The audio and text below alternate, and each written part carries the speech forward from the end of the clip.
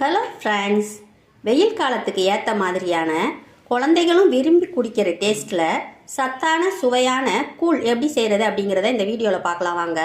ஒரு 10 போல் வெங்காயம் எடுத்துருக்கிறேன், 2 வெள்ளைப்பூடு, வாசனைக்காக 2 பச்சை மிளகாய், கொஞ்சம் சீரகம், ஒரு 10 போல் மிளகு, இது எல்லாத்தையும் எடுத்து மிக்சியில் போட்டு ஒரே ஒரு பல்ஸ் மோடில் கரகரன்னு அரைச்சிட்டு வந்துடணும்.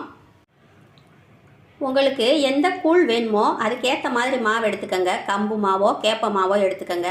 நான் சத்து மாவு 50 கிராம் இங்கே எடுத்து வச்சுருக்கேன். இப்போ அதோட 200 மில்லி தண்ணி ஊற்றி நல்லா விஸ்கு வச்சு கலந்துடலாம்.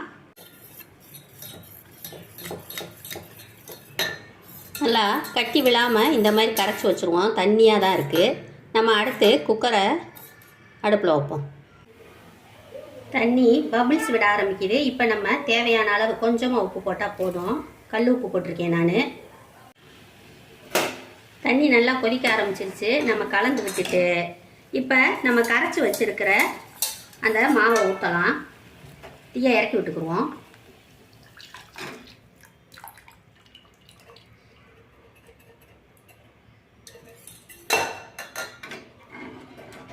இப்போ தீயை தூக்கி விட்டுட்டு நாம் கிண்ட ஆரம்பிக்கிறோம்.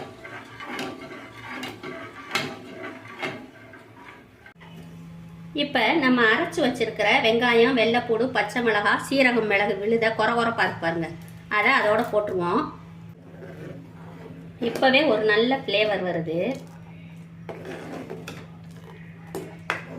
500 மில்லி தண்ணி ஊற்றி தான் நம்ம கொதிக்க வச்சுருக்கோம். இப்போ நாம் குக்கரை மூடி போட்டு மூடிடலாம். கேஸ் வரவும் நம்ம வெயிட் வைப்போம். கேஸ் வர ஆரம்பிச்சிருச்சு. நம்ம வெயிட்டை வச்சு சிம்மில் 5 நிமிஷம் போடணும். இந்த கஞ்சிக்கு சைட் டிஷ்ஷாக வத்தல், வடகம் எல்லாமே டேஸ்ட்டாக இருக்கும். நம்ம அதனால் இன்றைக்கி நம்ம வத்தல் கொஞ்சம் பொரிச்சுக்கலாம். வத்தலும் வடகம் பொரிச்சுக்கலாம்.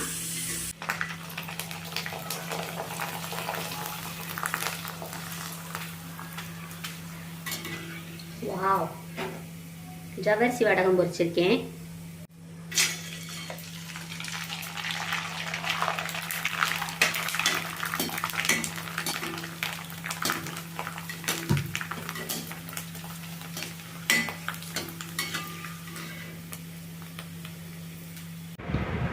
குக்கரை திறக்கும் போதே நல்ல நான்வெஜ் வாசம் வருது. ஏன்னா வெங்காயம் பூண்டெல்லாம் போட்டிருக்கிறதுனால நல்ல வாசமாக இருக்குது. இப்போ இதோட நம்ம கொஞ்சம் கொத்தமல்லி தலையை போட்டு லைட்டாக கலந்து விட்டுட்டு அப்படியே நம்ம சர்வ் பண்ண வேண்டியதான். சூப்பர் டேஸ்ட்டாக இருக்கும். இன்றைக்கி நம்மளுக்கு மதிய சாப்பாடு கூழ், சத்து மாவு கஞ்சி, இது வாட்டர்மெலனும் ஐஸ்கிரீமும் போட்டு ஒரு டிஷ் ரெடி பண்ணியிருக்கோம். அதுவும் தொட்டுக்கிறதுக்கு வடகமும் வடகம்தான்.